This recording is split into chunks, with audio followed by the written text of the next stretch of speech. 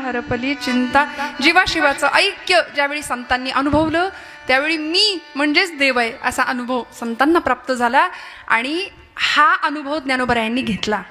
भूतत्वाशी एकरूप झाले. विठ्ठल विठ्ठल विठ्ठल विठ्ठल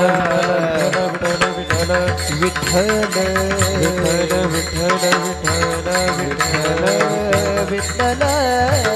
विठ्ठल. तरी आपलं शांततेत चाललंय बरं आहे. असं माऊली म्हणतात आम्हाला मूळ स्वरूपामध्ये पोहोचायचंय. बरं, मग त्याकरता उपास्य देवता निवडली विठ्ठल रखुमाई. जगाचा बाप आहे, जगाची माय आहे. पांडुरंग परमात्मा विटेवर 28 युगांपासून तिष्ठत उभे आहेत. त्या पंढरीनाथाला आपलंसं केलं. ज्ञानोबरायांनी इतकं आपलं केलं, इतकं आपलं केलं की तो पांडुरंग परमात्मा जीवीचा जीवलग झाला. ज्ञानोबरायांच्या माझ्या जीवीची आवडी पंढरपुरा नेईन गुढी. गोविंदाचे गुणी वेधले पांडुरंगी मन रंगले. त्यामुळे भगवान परमात्म्याला आपलं म्हटलं आणि तो जीव त्या शिवाशी एकरूप होण्याकरता कटिबद्ध झाला, सिद्ध झाला. आणि मग जीवीचे या जीवा प्रेम भावाची या भावा तुझं वाचुनी केशवा अनुनावडे जीवे अनुसरणी अजूनी कान ये. लळा लागला त्या चैतन्याचा. त्यामुळं चित्ताला मिळणारी चैतन्याची अत्यंत सुंदर अनुभूती माऊली घेतात. शेवटचं चरण घ्या.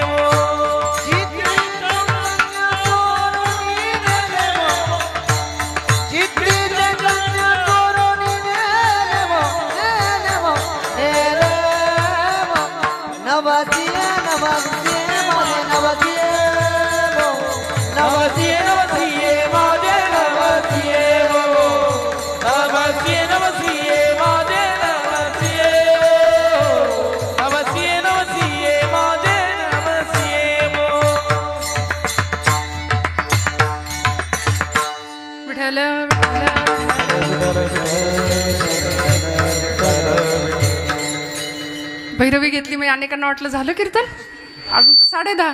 मला 12 पर्यंतची परवानगी आहे. तुम्ही मला म्हणायचं नाही वाजली की 12 परत. त्यामुळे मला आज पूर्ण परवानगी आहे.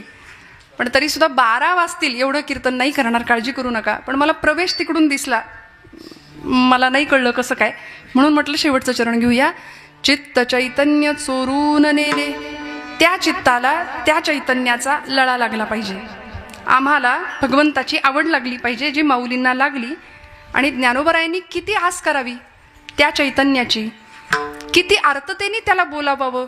पडिले दूर देशी मज आठवे मानसी, मज आठवे मानसी. नको नको हा वियोग. इतकी आर्तता, इतका विरह भगवंताविषयी आपल्याला वाटतो का? प्रश्नचिन्ह.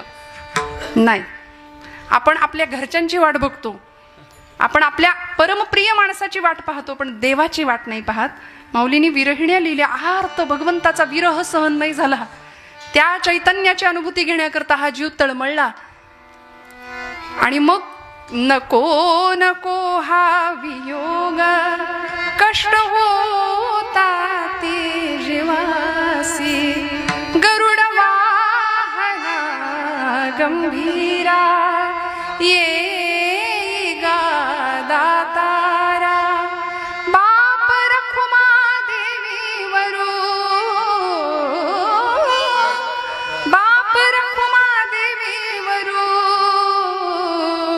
श्री विठ्ठला विठ्ठला श्री विठ्ठला.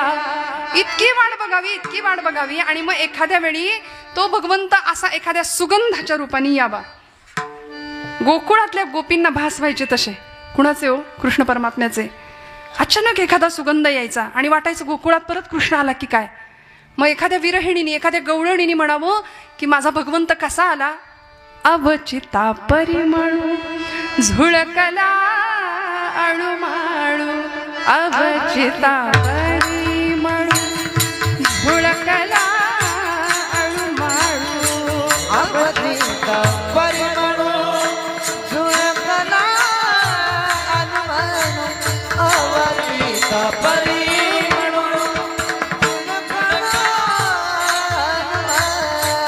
मी म्हणे गोपाळ आला गे माये अवचिता परिमळू झुळकला अणुमाळू अवचिता परिमळू झुळकला अणुमाळू.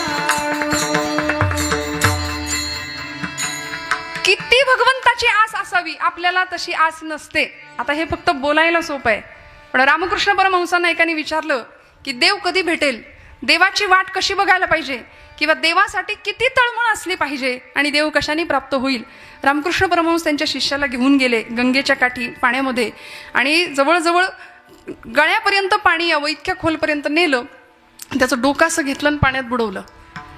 शेवटी नाकातोंडात पाणी जाऊन तो त्यांचा शिष्य गुदमरायला लागला, जीव तडफडायला लागला. त्यावेळी म्हणला, ठाकूर मला मारता की काय, मरेन मी.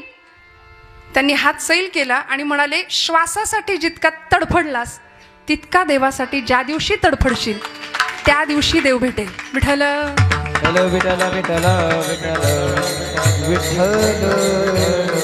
म्हणून शिवाला भेटण्याची जीवाची किती ओढ असली पाहिजे आम्हाला ज्ञानोबराय शिकवतात. आणि म्हणून संजीवन तत्वाचा स्पर्श माऊली घेतात. नामा म्हणे माझा बाप समाधिस्थ, नामा म्हणे माझा बाप, नामा म्हणे आता लोपला दिल कर, बाप ज्ञानेश्वर समाधिस्थ. माऊलींची समाधी ही भल्या भल्यांनी, नामदेव महाराजांनी तर अख्ख्या समाधीचं वर्णन केलंय. सकल संतांनी आज आम्हाला ज्ञानोबरायांचं चरित्र म्हटलं तरी काय ज्ञानोबरायांनी मिळवलं. 16 वर्षाच्या लेकराला जगाने काय दिलं, पण अमृताची संजीवनी उतू घालवली या भूमीमध्ये, या महाराष्ट्र भूमीमध्ये. महाराष्ट्र सारस्वताला इतकं सुंदर मराठी भाषेचं अलौकिक देणं देऊ केलं ज्ञानोबरायांनी. माझा मराठाची बोलू कौतुके परी अमृता तेही पैजा जिंके, ऐसी अक्षरे रसिके मेळवीन. ज्या माय मराठीचा गौरव ज्ञानोबराय करतात 750 वर्षापूर्वी, ती माय मराठी आज आपण माऊलींची ज्ञानेश्वरी तुकोबरायांचा अभंग घेतला की आमचा आऊर अभिमानाने भरून आला पाहिजे. येत नाही ही वेगळी गोष्ट आहे. आमच्या इथल्या नवीन पिढीने संतांचे ग्रंथ हातात घेतले पाहिजेत. मी नेहमी एक विधान करते, जीवन जगण्याची कला शिकण्याकरता कुठेही जायची गरज नाही. सगळ्यात मोठे काउन्सिलर जर कोणी असतील, समुपदेशनाचं काम जर कोणी केलं असेल तर ते आमच्या संतांनी केलंय. सगळ्या प्रश्नांची उत्तरं आमच्या ग्रंथांमध्ये आहेत. किती आर्ततेने त्या भगवंताला बोलवावं आणि हळूच ती एखादी गोपी विरहिणी भगवंतांना पाहण्याकरता जाते. चाचरती चाचरती बाहेरी निघाले आणि अचानक तो दिसला की ठकची मिठेले काय करू अवचिता परिमळू झुळकला अणुमाळू. इतका भगवंताचा लळा लागावा आणि मग या चित्ताला त्या चैतन्याचा अनुभव मिळावा. आता आम्ही सगळी सामान्य माणसं आहे. एवढ्या मोठ्या अवघड शब्दामध्ये आम्हाला कसा परमार्थ कळायचा. आम्हाला परमार्थाचा अर्थ कळायला वेळ लागतो, आम्हाला अर्थाचा परमार्थ लगेच कळतो. थोडंसं उलटं तेच शब्द आहेत, काय बोलले वेगळं. त्यामुळे आमचा अर्थार्जनासाठी जगणं जास्त चालू आहे, अर्थपूर्ण जगण्याकडे कल कमी आहे. आम्हाला संतांनी अर्थपूर्ण जगायला शिकवलंय. जीवनाचा अर्थ मिळाला पाहिजे, जीवनाची कला आम्हाला सापडली पाहिजे. काही चेहऱ्यांकडे बघितलं तर आपण कपड्याला इस्त्री करतो इथपर्यंत ठीक आहे, माणसं चेहऱ्याला पण इस्त्री करतात. कुणाच्या घेण्यात नाही, कुणाच्या देण्यात नाही, बघायचं नाही, इकडे तिकडे बोलायचं नाही, काहीच कुणाशी घेणं देणं नाही अशी माणसं असतात. चेहरा बघावा तर चेहऱ्यावर कायम बारा वाजलेले. मी इथलं सांगत नाही, इथं सगळ्यांचे छान प्रसन्न चेहरे आहेत. आमचं ठरलंय, म्हणजे आम्ही पुणेकर माणसं आहे, त्यामुळे इकडचं तिकडे सांगू फार तर पण इथं नाही सांगायचं. पुण्यातल्या काही गोष्टी इकडे सांगायच्या. माऊलींनी अहो आमच्या पुण्याचा गौरव केलाय. पुण्याची गणना कोण करी, वाटलं काय तुम्हाला? तुम्ही जागे आहेत ना? काय म्हणले ज्ञानोबराय? पुण्याची गणना कोण करी. तसं काही डोक्यात ठेवू नका. माऊलींनी तुमच्या माझ्या पुण्याची गणना कोण करेल जेव्हा आमच्या मुखात हरिनाम असेल असं वर्णन केले हरिपाठामध्ये. त्यामुळे या सबंध वाङ्मयातून माऊलींनी आम्हाला आजचा जो अभंग आपण निरूपणाकरता घेतलाय ना, अभंग 3च चरणांचा जरी असला ना तरी सुद्धा अभंगाचा आवाका अर्थकक्षा खूप मोठी आहे. खूप ज्ञानोबरायांसारखीच विशाल आहे. विश्व माऊली आहे ना, ज्ञानोबरायांसारखीच विशाल आहे. पण अभंग सोडवता येत नाही. तुम्ही म्हणाल मग काय करताय तुम्ही आता? अभंग सुटूच शकत नाही. मी नेहमी एक विधान करते की अभंग सुटला तेव्हाच म्हणता येतं जेव्हा कीर्तन करता करता देह पडला. अभंग सुटत नाही. माऊलींना काय म्हणायचंय, तुकोबरायांना काय म्हणायचं, आम्ही काय सांगणार अल्पवाणीनी, काय सांगणार शब्दांची बाष्कळ बडबड. पण फक्त आपण त्या चिंतन स्पर्श किंवा त्या अभंगाच्या अर्थाची आपण पूजा बांधायची. म्हणून कीर्तन एकट्याचं नसतं, कीर्तन सगळ्यांनी मिळून करायचं असतं. कीर्तन सगळ्यांचं असतं बरं का. म्हणून कीर्तनामध्ये फक्तच एका कुणाला वर्गाला स्थान नाही. यारे यारे लहान थोर या ती भलती नारी नर सगळ्यांचे आहे यथा अधिकार. सगळ्यांनी मिळून कीर्तन करायचं.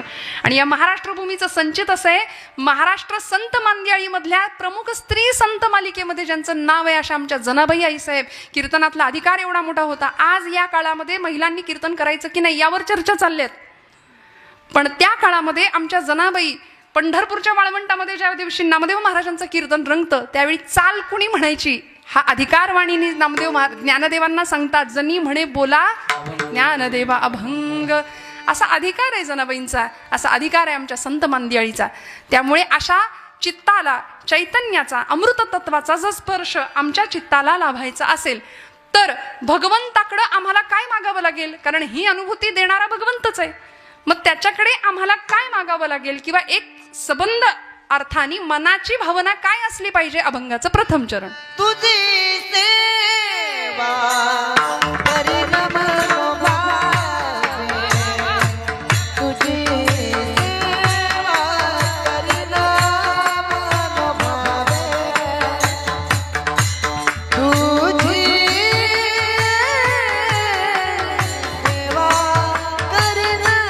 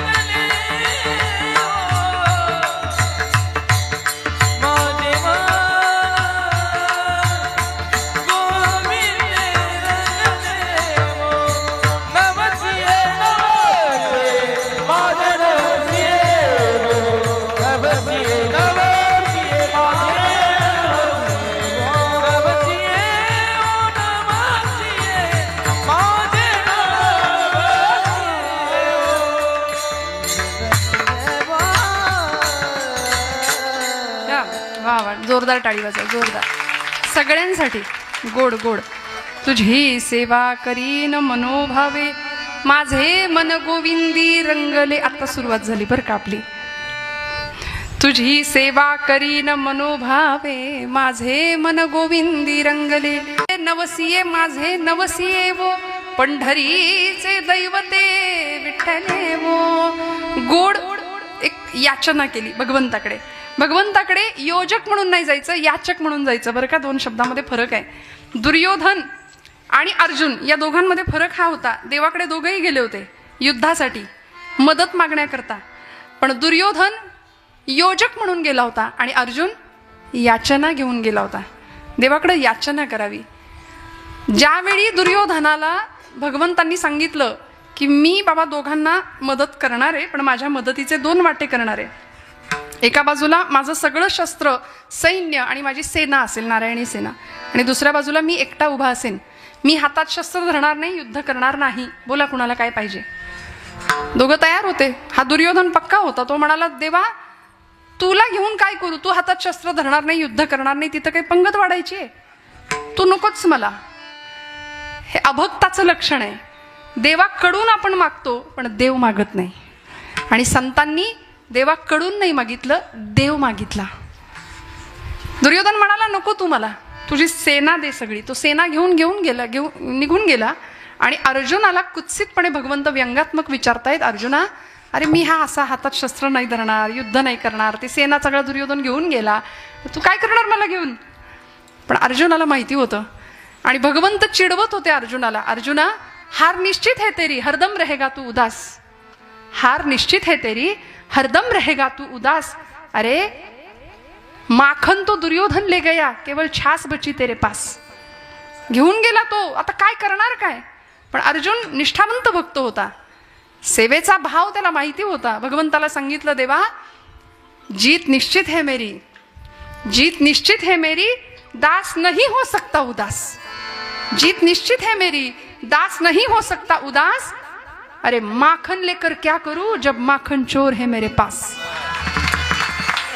काय मिळतं सेवेचं फळ, काय मिळतं. माऊलींनी आम्हाला हा भाव सांगितला. भगवंताच्या चरणावर भाव अर्पण करूया. तुझी सेवा करीन मनोभावे, माझे मन गोविंदी रंगले. बस. आणि मग त्याच मनाला छंद सुद्धा लागावा. गोविंद गोविंद गोविंद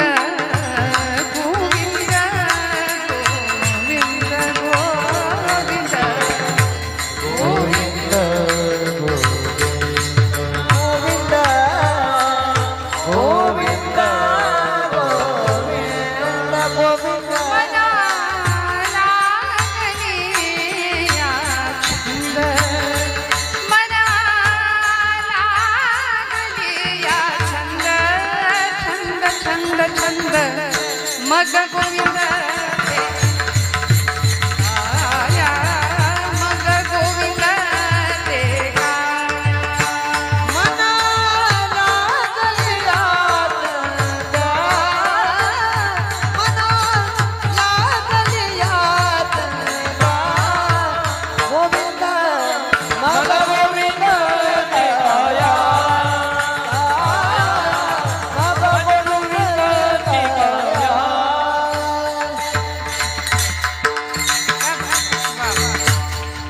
मनाला छंद लागावा भगवंताचा. माझ्या मनाला गो छंद. खरंच 12 वाजतील नाही तर मग छंद, माझ्या मनाला गो छंद. नित्य गोविंद गोविंद, नित्य गोविंद गोविंद, माझ्या मनाला गो छंद. गोड भगवंताच्या नामाचा, त्याच्या रूपाचा छंद आम्हाला लागावा आणि भगवंताच्या नामाशी, त्याच्या रूपाशी, त्याच्या चरणांशी आमचं मन एकरूप व्हावं. माझे मन गोविंदी रंगले, रंगून जावं भगवंताच्या रंगामध्ये. माऊली म्हणतात भगवंताची सेवा माझ्याकडून घडली पाहिजे. याचक भावनेने पांडुरंग परमात्म्याकडे एक प्रकारची मागणीच करतात की मला तुझी सेवा घडू दे, माझ्याकडून तुझी नितांत अखंड सेवा घडू दे. तुझी सेवा करीन मनोभावे शब्द वापरला. मनोभाव, मनावर सगळ्या संतांनी खूप भाष्य केले.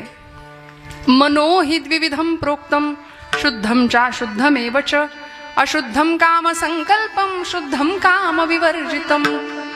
मन एव मनुष्याणां कारणं बंधमोक्षयोः. हे मन बंधाला कारण ठरतं. हे मन अत्यंत चंचल आहे, दुष्ट आहे, हट्टी आहे, असं भगवद्गीतेत अर्जुन सुद्धा तक्रारी करतो भगवंताजवळ, देवा काय करू, हे मन ऐकतच नाही. चंचलम ही मन कृष्ण प्रमाति बलवदृढम तस्याहम निग्रहम मन्ये वायोरिव सुदुष्करम. अत्यंत चंचल आहे मन. बरं, याच मनाच्या शुद्धतेसाठी ज्ञानोबराय भगवद्गीतेचा 12वा अध्याय आम्हाला सांगतात, अथ चित्तम समाधातुम न शक्नोषि मयि स्थिरम अभ्यास योगेन मामिच्छाप्तुं धनंजय मय्येव मन आधत्स्व मयि बुद्धिं निवेशयः निवसिष्यसि मय्येव अत ऊर्ध्वं न संशयः. या सगळ्या मनाभोवतीच सगळं फिरवलं भगवंतांनी. मनाची शुद्धी, चित्ताची शुद्धी.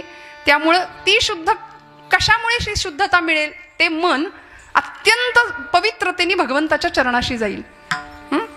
त्यामुळे माऊलींनी शब्द वापरला, मला सेवा करायची, पण नुसती वरवर नाही सेवा. आमची सेवा वरवरची असते. तुका म्हणे नको वर पंग देवा, तुका म्हणे नको वर पंग देवा, तुका म्हणे नको वर पंग देवा, तुका म्हणे नको वर पंग देवा, तुका म्हणे नको वर पंग देवा, तुका म्हणे नको वर पंग देवा, तुका म्हणे नको वर पंग देवा, तुका म्हणे नको वर पंग देवा. हेई माझी सेवा भाव शुद्ध, हेई माझी सेवा भाव शुद्ध, तुका म्हणे नको वर पंग देवा, तुका म्हणे नको वर पंग देवा, तुका म्हणे नको वर पंग देवा, तुका म्हणे नको वर पंग देवा. हेई माझी सेवा भाव शुद्ध, हेई माझी सेवा भाव शुद्ध, तुका म्हणे नको वर पंग देवा, तुका म्हणे नको वर पंग देवा, तुका म्हणे नको वर पंग देवा, तुका म्हणे नको वर पंग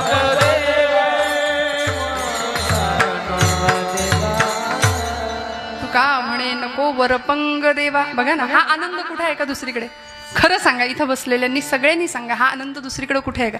आपण वरवर येऊन बसलो का इथे? उगीच आपलं आता घरी बसवेनाच म्हणून आपण इथे आलो का? नाही ना, अंतःकरणापासून आलो ना. घेई माझी सेवा भाव शुद्ध.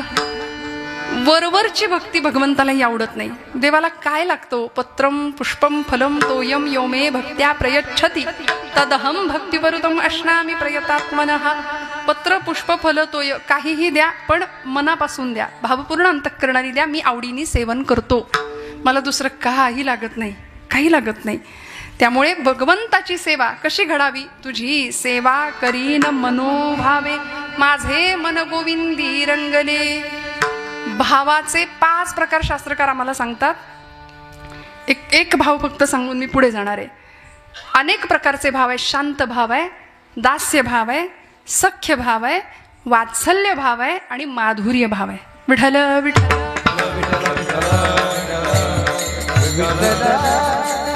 आपण पटपट उदाहरणं बघत पुढे जायचं. आता सगळे जागे राहा. शांत भावाचं उदाहरण, गुरु शिष्यामध्ये शांत भाव असतो. शिष्याचा गुरुप्रती असलेला भाव शांत भाव असला पाहिजे. खूप मला कळतं असं म्हणून गुरुसमोर कधीच नाही बसावं. जो जो जयाचा घेतला गुण तो तो म्या गुरु केला जाणं, म्हणून गुरुस आले थोर पण जग अवघेचे जग सर्वत्र गुरु दिसे. आपण अशा दशेमध्ये असावं. शांत भावाचं हे उदाहरण.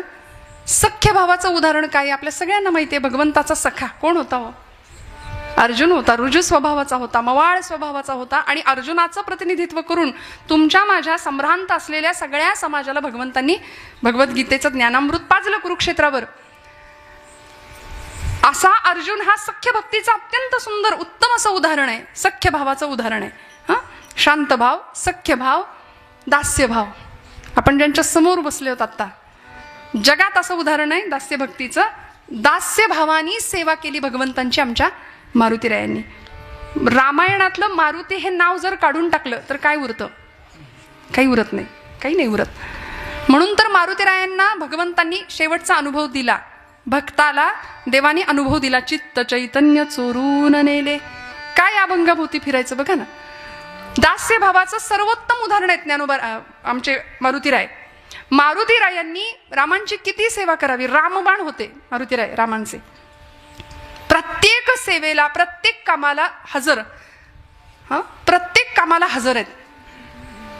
जन्म झाल्यापासून राम राम राम राम, श्रीराम जय जय राम, अखंड नामाचा एवढा उच्चार करावा आणि राम कार्यासाठीच आपलं जीवन समर्पित करावं.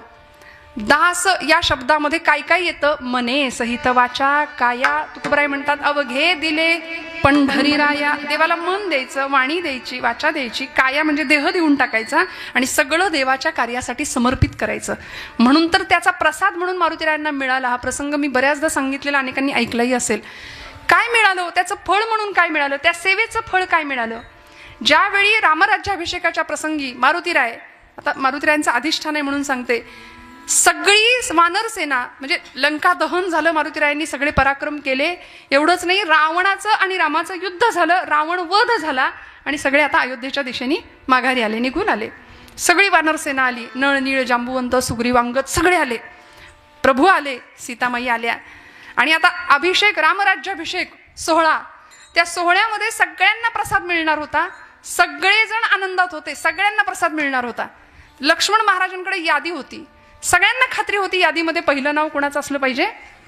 मारुतीरायांचं नाव पहिलं असलं पाहिजे. जशी आपल्याला खात्री तशी तिथल्या सगळ्यांना खात्री होती दरबारातल्या की मारुतीरायांचं नाव पहिलं असलं पाहिजे. पण लक्ष्मण महाराजांनी यादीत नाव पहिलं वाचलं. राजे सुग्रीव महाराज आले, प्रसाद घेतला, नमस्कार केला, निघून गेले. युवराज अंगद आले, प्रसाद घेतला, निघून गेले. नळ नीळ जांबुवंत सगळी वानर सेना यायला लागली, पण मारुतीरायांचं नावच यादीत दिसेना कुठे.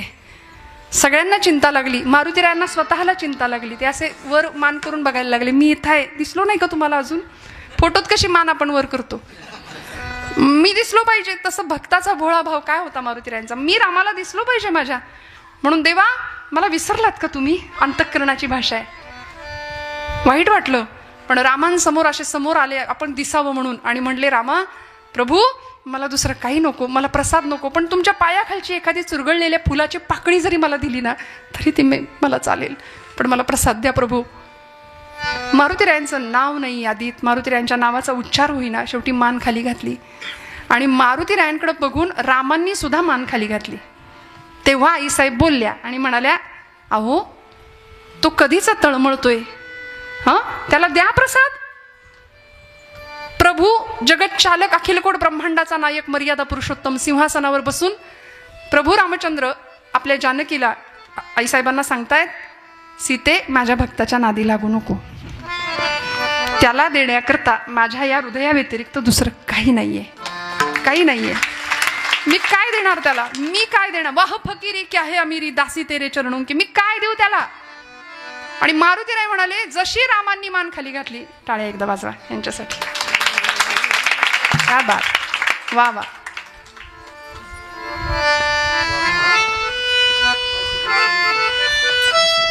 बॅकग्राऊंड म्युझिक लागतं की नाही आपल्या सगळ्यांना? सिरियलचा जमाना आहे सगळ्यांना, मग क्या बात. आणि जसं मारुतीरायांना कळलं की प्रभू पाहतायत माझ्याकडे पण मान खाली घातली, तसं मारुतीराय म्हणले, देवा आता माझ्या या देहाकडे तुम्हाला बघावंसं पण वाटत नाही, जातो म्हणाले माघारी. म्हणून मान वळवली आणि निघाले माघारी.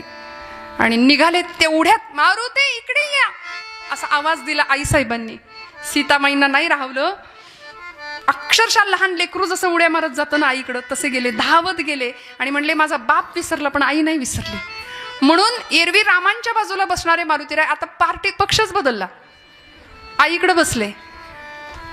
आता तरी वेळ लागतो का पक्ष बदलायला, नाही का? पण मारुतीरायांचा भाव वेगळा होता. आईजवळ बसले आणि सीतामाईंनी मारुतीरायांच्या डोक्यावरून असा हात फिरवला. म्हणले, मारुती किती कष्टलास, किती श्रमलास, किती झिजलास रे.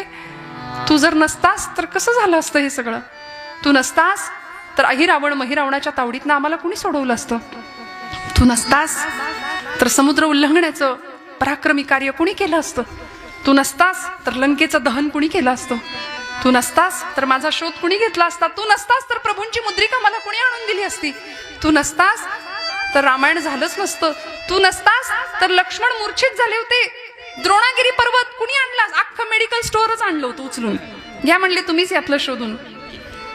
काय झालं असतं तू नसतास म्हणून असं डोक्यावरनं हात फिरवला आणि हा घे प्रसाद म्हणून गळ्यातला रत्नांचा कंठा जो प्रभूंनी दिला होता भेट म्हणून तो काढला. एक एक रत्न पृथ्वी मोलाचं होतं, ते दिलं आणि मारुतीरायांकडे दिलं. इतका आनंद झाला मारुतीरायांना, बाप विसरला, माझी आई नाही विसरली, मला प्रसाद मिळाला. आणि तो कंठा घेऊन नाचत उड्या मारत, कारण त्या प्रत्येक रत्नातनं पुढे राम सीता दिसत होते असंख्य रूपामध्ये. आनंदाच्या भरामध्ये मारुतीराय आले बाहेर आणि काही क्षण निघून गेले आणि धाडकन आवाज आला. तसा एक पहारेकरी धावत आला, म्हणले आईसाहेब तुम्ही दिलेला प्रसाद फोडला त्यांनी बाहेर जाऊन. आईसाहेबांनी बोलवून घेतलं, म्हणाले का रे मारुतीराय असं का केलं. काही म्हणाले कारण तिथं गेल्यानंतर ते चित्र बाहेरचं वेगळं दिसायला लागलं, राम सीता दिसतच नव्हते त्याच्यातून, समोर काही वेगळं दृश्य झाडं झुडपं दिसायला लागली. आईसाहेब आणि माझा बाप प्रभू मारुतीराय रामचंद्र दिसेना म्हणून फोडलं, त्यात राम नाही म्हणून फोडलं, आणि ज्यात राम नाही ते मला नको म्हणाले. आईसाहेब म्हणाले एवढं राम राम राम करतोस, खरंच मारुतीराय इतकं प्रभूंवर प्रेम आहे. आणि मग त्या प्रसंगामध्ये सगळ्या दरबाराला काय सगळ्या जगाला अवाक करून सोडेल ही मारुतीरायांची भक्ती छाती विदीर्ण केली आणि सगळ्या जगाला राम सीतेचं दर्शन घडवलं. म्हणाले आईसाहेब रामच काय तुम्ही सुद्धा आहात म्हणाले माझ्या हृदयात. किती प्रेम करावं, काय द्यावं भगवंतांनी या प्रसंगामध्ये. आता प्रभूंना राहवलं नाही, इतका वेळ सिंहासन सोडलं नव्हतं रामांनी, आणि आता रामप्रभू उठले, धावत गेले आणि कडकडून मिठी मारली मारुतीरायांना. वाल्मिकी रामायणामध्ये वाल्मिकी सांगतात की या प्रसंगामध्ये रामप्रभू मारुतीरायाला विचारतात, मारुतीराय सांगा आता तुम्ही कोण आहात. हे जे दृश्य आहे ना ते जीवाशिवाच्या भेटीचं आहे. चित्त चैतन्य चोरून नेले, इतकं सुंदर दृश्य. आपण कुणीतरी जुन्या मंडळींनी कधीतरी हा फोटो पाहिला असेल. रामांचं मस्तक मारुतीरायांच्या खांद्यावर आहे आणि मारुतीरायांचं डोकं रामांच्या खांद्यावर आहे. असं मिठीचं त्यांच्या भेटीचं एक दृश्य अलीकडे ते दिसत नाही, चित्र दुर्मिळ झाले, पण कधीतरी शोधा, खूप सुंदर चित्र. त्यावेळी प्रभू बाजूला झाले आणि म्हणाले मारुतीराय सांगा आता तुम्ही कोण आहात, तुम्ही कोण आहात. मला माझ्या हृदया व्यतिरिक्त तुला द्यायला दुसरं काही नाही, मी मलाच तुला देऊन टाकतो. आणि मग मारुतीराय सांगतात देह पातळीवर जर हा प्रश्न तुम्ही मला विचाराल असाल तर देह बुद्ध्या तुदा सोहम, तुम्ही वाजवताय मग तेच सूर आता. जीव बुद्ध्या त्वदंशकः आत्मबुद्ध्या त्वमेव अहम् इति मे निश्चिता मती. देहबुद्ध्या तो दासोहम, देह पातळीवर मी तुमचा दास आहे. जीवबुद्ध्या त्वदंशकः, जीव पातळीवर मी तुमचाच अंश आहे. आणि आत्मबुद्ध्या त्वमेव अहम, आत्म पातळीवर जर तुम्ही हा प्रश्न मला विचारत असाल तर मी म्हणजे तुम्ही आणि तुम्ही म्हणजे मी. हा अनुभव मिळाला. कशाचं फळ, तुझी सेवा करीन मनोभावे, माझे मन गोविंदी रंगले. सेवेचं फळ मिळालं. आणि देवाच्या हृदयात देवाच्या घरात शिरायचं जर काही दार असेल ना तर ते एकच आहे. ज्ञानोबराय सांगतात जो द्या ज्ञानाचा कुरुठा तेथ सेवा हा दारवंटा, तो स्वाधीन करी सुभाटा ओळगोनी. देवाच्या घरात शिरण्याचं दार जर कुठलं असेल तर सेवेचा दारवंटा माऊली सांगतात. आणि ही सेवा भल्या भल्यांनी केली, देवभक्तांनी केली, देशभक्तांनी केली, धर्मभक्तांनी केली, राष्ट्रभक्तांनी केली. 32व्या वर्षी इंद्रायणी भीमेच्या काठी मृत्यूला निधड्या छातीने सामोरे जाणारे राज्याचे धाकले धनी सेवाच होती धर्माची. जीवाची प्राणाची पर्वा नाही केली. औरंगजेब 1000 वेळा सांगत होता राजाजी मेरी बात मानो, धर्म बदला, हमारा मुस्लिम धर्म स्वीकार कर लो, कभी किसी हिंदू को न मिलेगी इतनी इज्जत आपको दे दूंगा, तमाम हिंदुस्तान की सुबेदारी आपको बहाल कर दी जाएगी, मेरी बात मानो, आप इस्लाम धर्म कबूल करो. पण संभाजीराजे वाकले नाहीत, झुकले नाहीत. देहाचे इंचावर तुकडे केले, पायापासून डोक्यापर्यंत. वडू तुळापूरच्या संगमावर रक्ताच्या चिळकांड्या उडाल्या होत्या भीमा इंद्राणीच्या संगमामध्ये. पण नाही, सेवेसाठी या प्राणाची बाजी लावली, सबंध देह समर्पण केला. आमच्या मातृभक्तांनी सुद्धा, देशभक्तांनी सुद्धा इथं रक्ताचं बलिदान दिलं. 15 ऑगस्ट देशाचा स्वातंत्र्य दिन काही दिवसांनी येतोय. ही भूमी देशवीरांची, शूरवीरांची आहे. इथं रक्त सांडलं आणि इथल्या प्रत्येक क्रांतिकारकांनी, प्रत्येक देशभक्तांनी सेवेचं योगदान दिलं. माऊली देवाची सेवा सांगतात. अनेकांनी आम्हाला देशालाच देव मानलं. सावरकरांनी मातृभूमीलाच देव मानलं होतं. स्वतंत्रते भगवती, स्वतंत्रता देवीला भगवती स्वरूपामध्ये पूजलं होतं. भारत मातेला भगवती स्वरूपामध्ये पूजलं, जगदंबा स्वरूपामध्ये पूजलं आणि तिची पूजा केली, तिची आराधना केली. ज्यावेळी 50 वर्ष अंदमानची काळकोठडी सुनावली जाते सावरकरांना, त्यावेळी बायको भेटायला येते सावरकरांची मुंबईच्या कारागृहामध्ये. यमुना त्यांचं नाव होतं. 18 वर्षाच्या होत्या, माई म्हणायचे सावरकर त्यांना. 25 वर्षाच्या आपल्या पतीला यमुना माई भेटायला जातात आणि साखळदंडांनी जखडलेला आपला पती आपल्या समोर पाहतात. काय असतं त्याग बघा. आणि 18 वर्षाच्या त्या सौभाग्यवती स्त्रीनी आपल्या नवऱ्याकडे बघावं, डोळ्यातनं टचकन पाणी आलं, पुसून टाकलं. सावरकर म्हणतात, माई ओळखलं नाही ना मला तुम्ही? कारण विलायतेहून, लंडनहून बॅरिस्टर होऊन येणार होतो असं तुम्हाला वाटलं असेल. पैसा मिळवू, थाटात संसार करू असा विचार तुम्ही केला असेल. पण नाही हो, माझी भारत पारतंत्र्यात पिचते, लाखो संसार उद्ध्वस्त होत आहेत. ते संसार सावरण्यासाठी माझी चुलबुळकी फोडून राष्ट्राचा संसार करावा असा मी विचार केला. संसार आम्ही सगळेच करतो. काट्याकुट्या जमवायच्या, घरटी बांधायची, त्याच्यात पिलांची वीण वाढवायची. यालाच जर संसार म्हणत असतील तर असा संसार चिमण्या, कावळे सगळेच करतात. मला माझ्या देशाचा प्रपंच करता आला, यात धन्यता माना, यात धन्यता माना. या प्रसंगामध्ये यमुनामाई सावरकर सांगतात, मला सगळं मान्य आहे. अंदमानच्या काळकोठडीमध्ये तुम्हाला काय शिक्षा अनुभवायला मिळेल मला माहिती नाही, पण मी सांगेन तेवढा एक मंत्र म्हणाल का? कृष्णाय वासुदेवाय हरये परमात्मने प्रणतः क्लेशनाशाय गोविंदाय नमो नमः. हा मंत्र एकदा म्हणाल का? सावरकर म्हणाले, हा मंत्र म्हणण्यामुळे तुला बरं वाटणार असेल तर नक्की म्हणतो. पूजा अर्चा नसेल केली, तासनतास देवासमोर नसेल बसले, पण जीवनाचं तत्वज्ञान कळलं होतं. म्हणून तर जहाजातनं उडी घेण्याचं सामर्थ्य प्राप्त झालं होतं. कारण माझा आत्मा अमर आहे, देह संपणार आहे, हे गीतेचं तत्वज्ञान त्यांना माहिती होतं. नैनन छिंदंती शस्त्राणी नैनंद हती पावकः न चैन क्लेदयन्त्यापो न शोषयति मारुतः. सावरकर आपल्या पत्नीला समजावताय, माझा देह जरी निघून गेला तरी हिंदू धर्मशास्त्र आत्म्याचं अमरत्व मानतो. त्यामुळे माझा आत्मा अमर आहे. अनादि मी, अनंत मी, अवध्य मी भला, मारेल रिपू जगती असा कवण जन्मला. पुण्यामध्ये आपण आला तर डेक्कनच्या चौकामध्ये सावरकरांचं स्मारक आहे, जिथं विदेशी कपड्यांची होळी त्यांनी केली होती. तिथं ते अक्षरं कोरलेली आहेत, अनादि मी, अनंत मी. हे गीतेचं तत्वज्ञान ज्यावेळी सावरकर लिहितात त्यावेळी सेवेचा भाव आम्हाला स्पष्ट कळतो. काय मातृभूमीप्रती सेवाभाव असेल? का माऊलींनी हीच सेवा सर्वश्रेष्ठ मानली असेल आणि पांडुरंगाला तीच सेवा मागितली असेल? मी माझ्या देशाची सेवा करणार, मी माझ्या मातृभूमीची सेवा करणार. आणि अगं बायकोला सांगतायत की दरवर्षी वटपौर्णिमेला हा असा पती तू मागशील तरी कसा? कारण या जन्मात मी तुला इतकं छळलंय, इतका त्रास दिलाय, काही नाही सुख मिळालं माझ्यामुळे तुला. पण 18 वर्षाच्या यमुनामाई काय करतात? काय असते निष्ठा, काय असतो सेवाभाव, काय असतं समर्पण? यमुनामाई अशा खाली वाकल्या, तुरुंगाच्या सडीतून हात आत घातला, पायाला स्पर्श करायला. सावरकर मागे झाले, म्हणले, माई काय करता?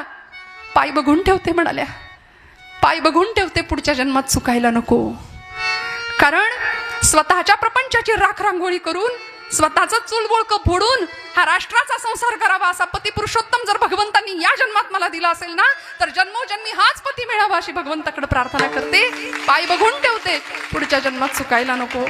इतकं प्रेम मातृभूमीप्रती, इतकं प्रेम देशभूमीविषयी. आणि मग याचा परिणाम म्हणून आज आपण आपले हे सगळे दिवस पाहतोय बरं का. सीमेवर जवान लढतोय, ती त्याची देशसेवा आहे. शेतामध्ये घाम गळणारा शेतकरी आहे, ती त्याची काळ्या आईची सेवा आहे. म्हणून आपण जेवायला बसताना कायम या दोघांना मी नेहमी म्हणते, दोघांना आठवायचं. मऊ गादीवर अंग बिछाण्यावर टाकताना या देशाचा जवान आणि या देशाचा किसान, या दोघांचं स्मरण करून अन्नाचा घास पोटात घालावा. कारण हे सगळं त्यांचं देणं आहे आम्हाला, हे सगळे त्यांचे उपकार आहेत. छत्रपती शिवाजी महाराजांना घडवणारी जिजाऊ मातोश्री काय सेवाभाव रुजवला असेल बरं. राजा म्हणून मिरवायचं नाही, हे राज्य नसे शिवबाचे, हे राज्य देवधर्माचे, हे राज्य तुझं नाही. इथं सिंहासनावर तू बसणार नाही, अनेकांच्या रक्ताचं बलिदान इथं सिंचन होईल आणि मग तू राजा म्हणून राज्याभिषेक होईल 6 जून 1674 रायगडावर. त्यामुळे हे राज्य देवधर्माचं आहे राजा. म्हणून कायम संस्कारांची आणि सेवाभावाची पेरणी ज्यांनी छत्रपतींच्या काळजामध्ये केली. काय असतो सेवाभाव? या रायगडाचं बांधकाम ज्यांनी केलंय ते आमचे शिवकाळातले इंजिनियर होते, हिरोजी इंदलकर. राजांनी विचारलं होतं, इतकं सुंदर बांधकाम केलंय हिरोजी काका, काय देऊ तुम्हाला, काय बक्षिसे देऊ? काही नको म्हणाले. फक्त रायगडाचं बांधकाम पूर्ण झालं आणि ज्या पायरीवरून सगळी मंडळी जातील तेव्हा तुमच्या दर्शनाला, तेव्हा त्या पायरीचा चिरा बनून राहतो आणि तिथं लिहितो, सेवेसे ठाई तत्पर हिरोजी इंदलकर. हजारो शिवभक्त, हजारो मावळे ही पायरी तुडवून जातील, तेव्हा हा देह राजा तुमच्या चरणाशी समर्पण केल्याची कृतार्थता माझ्या नशिबाला येईल. हा असतो सेवाभाव. का ज्यावेळी अफजल खान वधाच्या मोहिमेला राजे चालले होते की नाही, अफजल खानाचा मोठा अक्षरशः वरवंटा येत होता महाराष्ट्राच्या दिशेने आणि राजे अफजल खानाच्या मोहिमेच्या दिशेने चालले होते. काय घडलं होतं, त्या आदिलशहाच्या दरबारामध्ये ती बडी बेगम साहिबा चांदीच्या तपकामध्ये सगळा तो विडा फिरवत होती. कुणीच विडा उचलत नव्हतं आणि बडी बेगम साहिबा न राहून म्हणाली, क्या इस दरबार में कोई भी मर्द नहीं है? एवढं ऐकलं आणि तो अफजल खान नावाचा पठाण उठला आणि त्यांनी तो विडा उचलला आणि म्हणाला, शिवाजी को यू पकड़ के लाऊंगा. शिवाजी तो पहाड़ का चूहा है. बड़ी बेगम साहिबा हुशार होती, ती म्हणली, शिवाजी पहाड़ का चूहा, चूहे को पकड़ने के लिए कितनी फौज चाहिए बताओ? म्हणजे उंदराला पकडायला किती सेना पाहिजे तुला? तो म्हणाला, युही कोई 20-22 हजार, 22,000 उंदराला पकडायला. म्हणजे तोही मनातनं घाबरलाच होता. पण झालं काय, पैजेचा विडा उचलून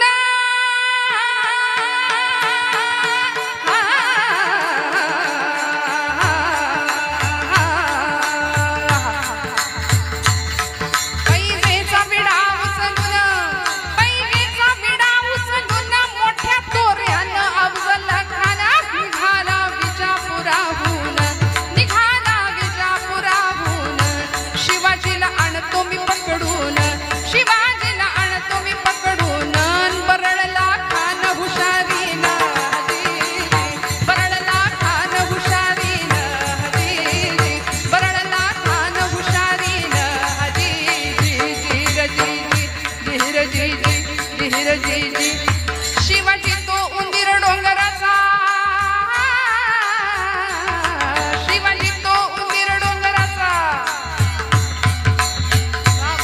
शिवाजी तो उंदीर डोंगराचा, शिवाजी तो उंदीर डोंगराचा, बच्चा मराठ्याचा, नेहम काय त्याचा, कदाचित घेईल माझा प्राण, कदाचित घेईल माझा प्राण.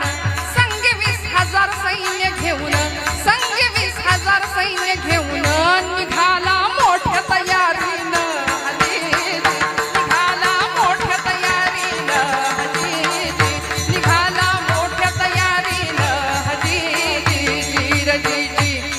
तुळजापूरला धडक मारली, तुळजापूरला धडक मारली, भवानी फोडली, भवानी फोडली, प्रलय मांडीला पंढरपुराला, प्रलय मांडीला पंढरपुराला. प्रजा केली हैराण रस्त्याला, येऊन पोहोचला पहावाईला, येऊन पोहोचला पहावाईला, येऊन पोहोचला पहावाईला. छत्रपती श्री शिवाजी महाराज की हर हर विठ्ठल विठ्ठल.